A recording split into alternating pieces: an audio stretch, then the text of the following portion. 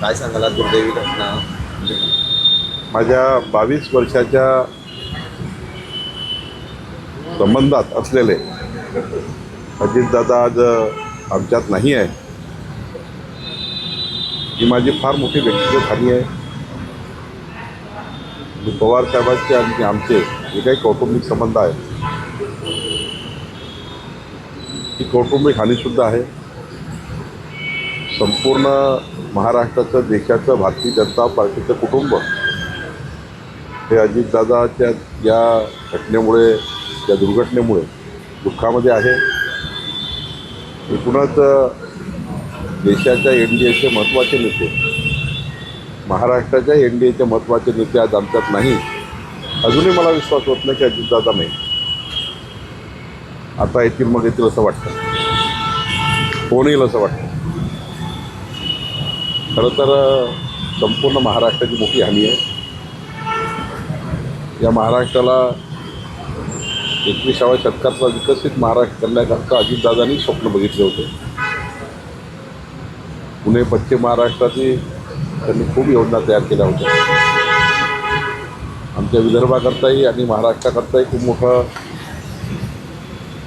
मुख्यमंत्री म्हणून आणि राज्याचे उपमुख्यमंत्री म्हणून त्यांनी पुढच्या 5 वर्ष कसे राहतील, कसं आपल्याला डेव्हलपमेंट करता येईल, असं खूप त्यांनी अनेक गोष्टी केल्या होत्या. पण आज हा दुःख आणि महाराष्ट्राच्या राजकीय इतिहासामध्ये सर्वात वाईट दिवस एखाद्या व्यक्तीसोबत असंही होऊ शकतं, अशी या ठिकाणी खूप भीती आता मनात निर्माण झाली आहे की सार्वजनिक जीवन जगताना, राजकीय जीवन जगताना अशाही दुर्घटनाला समोर जावं लागतं. ही आमच्याकरता, सर्वांकरता दुःखाची गोष्ट आहे. आम्ही सर्व आज खूप दुःखामध्ये आहे आणि ते दुःख न सहन करण्यापलीकडे आहे. शेवटची भेट कधी झालेली होती, काय बोलणं झालं होतं शेवटच्या भेटीत? माझं काल रात्री 9:15 वाजता शेवटचं बोलणं झालं. अमरावती महानगरपालिकेच्या जे त्यांचे 10-11 लोक निवडून आले, त्याबद्दलच्या महायुतीचं कसं त्या ठिकाणचं स्ट्रक्चर राहील अमरावती महानगरपालिकेचं, याबद्दल दादाचा मला फोन होता. मी त्यांना एवढंच म्हणलं की आज माननीय मुख्यमंत्री, तुम्ही आम्ही बसून यातला निर्णय करू. आणि मग त्यांनी सांगितलं की मी मुख्यमंत्र्यांशी बोलतो. आणि मग मात्र दादाशी माझं कधीच बोलणं झालं. खरं तर गेले अनेक वर्ष तुम्ही एकत्र राजकारणात, समाजकारणात होता. काय एखादी आठवण दादांच्या शोधची की तुम्हाला आता खरं तर दादा गेल्यानंतर आठवलं? मी जेव्हा विरोधी पक्षामध्ये होतो 2004ला आमदार होतो, तेव्हा दादांचा माझा इतका घनिष्ठ संबंध आला की दादा मला आपल्या घरातला म्हणायचे. आणि पहिल्यांदा तर 1997ला जिल्हा परिषदमध्ये मी असताना जेव्हा पहिल्यांदा दादा नागपुरात आले, तेव्हा त्यांनी मला बोलवून घेतलं होतं की विरोधी पक्षनेता म्हणून जिल्हा परिषदेचा त्यांनी मला बोलवून घेतलं आणि खूप त्यावेळी गप्पा मारल्या होत्या. मग 2004ला पहिला संबंध आला आणि एकदम पारिवारिक मित्र झालो. नागपुरात प्रत्येक व्यक्तीला जर विचारलं तर अजितदादाकडे कोण जाऊ शकतं, अजितदादाकडनं कोण लवकर काम करून घेऊ शकतं, त्याचं नाव चंद्रशेखर बावनकुळे. असं नागपुरात आणि उपराजधानीमध्ये खूप चर्चा असं व्हायची. आणि दादांनी मी गेल्यावर 1 सेकंदातही अपोजिशन पार्टीचा आमदार आहे, मी भाजपचा कार्यकर्ता, असं कधी बघितलं नाही. सर्वात जास्त निर्णय दादांनी माझ्या विधानसभेत आणि नागपूरमध्ये मी जेव्हा जेव्हा गेलो कधीच दादाकडे खाली हाताने आलो. खरं तर अपघातानंतर वेगवेगळे प्रश्न आता उपस्थित केले जातात की अपघाताविषयी राजकारण चुकीच्या पद्धतीने मेसेज देण्याचा प्रयत्न केला जातो की घातपात असण्याची शक्यता असं पसरवण्याचा प्रयत्न केला जातो. मला असं वाटतं की या घटनेबद्दल, या दुर्घटनेबद्दल अशा पद्धतीनं बोलणे, राजकारण करणे हे तर फारच दुर्दैवी होईल. खरं तर अजितदादाच्या जीवनामध्ये असा प्रसंग येईल हे कुणालाच वाटलं नाही. आम्ही आताही शॉक आहोत. तर राजकारण करणाऱ्याचा बुद्धिभ्रंश झाला आहे.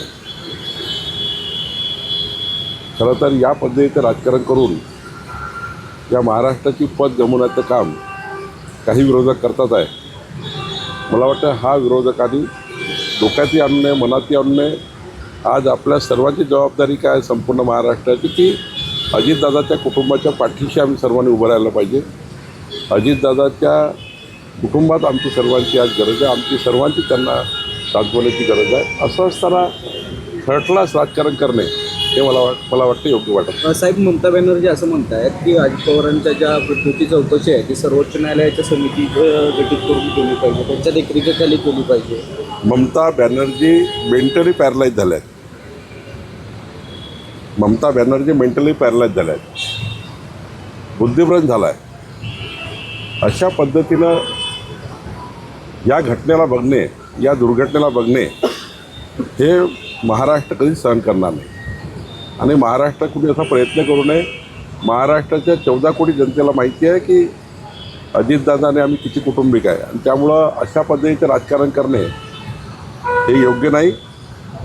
आणि अशा राजकारणाला हे महाराष्ट्र खतपाणी देत नाही. उद्या स्वतः अंत्यविधी आहे. शरद पवार साहेबांनी मीडियाच्या समोर सांगितलेलं आहे की हा निव्वळ अपघात आहे, कोणताही घातपात नाही. यात राजकारण कोणी करू नये. शरद पवार साहेबांच्या जीवनातलं हेच मोठं त्या ठिकाणी त्यांचं हे आहे की त्यांनी कधी कुठल्याही गोष्टीचं राजकारण करू नये. अशा दुर्घटनेचं कधी शरद पवार साहेब राजकारण करू शकत नाही. उद्या भाजपच्या आपले वरिष्ठ नेते कोणत्या अंत्यविधीसाठी येतील किंवा त्यांच्या संदर्भात काही माननीय देशाचे गृहमंत्री अमित भाई, माननीय नितीन गडकरीजी आणि आमचं सर्व महाराष्ट्राचे लोक राहणारच आहोत, आणि पूर्ण भाजपाचं कुटुंबही राहणार आहे.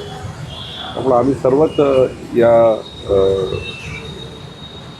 अजितदादांना शेवटचा त्या ठिकाणी अंत्यसंस्कारासाठी आम्ही जाणार आहोत.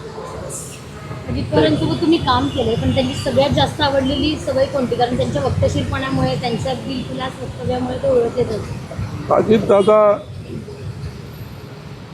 एकदा शब्द दिला ना, काही झालं तरी चालेल. शब्द म्हणजे शब्द, आणि शब्दाला फार पक्का असलेला नेता मी बघितला. इतका शब्दाला पक्का कोणीच राहू शकत नाही. मी सुद्धा एवढा शब्दाला पक्का नाही तेवढे अजितदादा. बावनकुळे साहेब, बोलताना तुमचे डोळे पाणावलेले आहेत.